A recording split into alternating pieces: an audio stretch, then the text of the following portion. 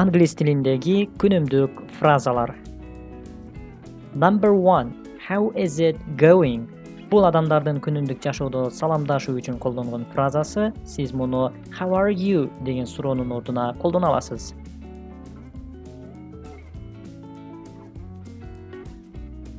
Number 2.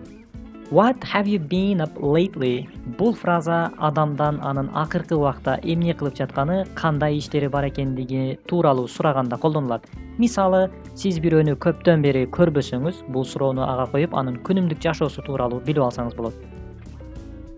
Number 3. My pleasure.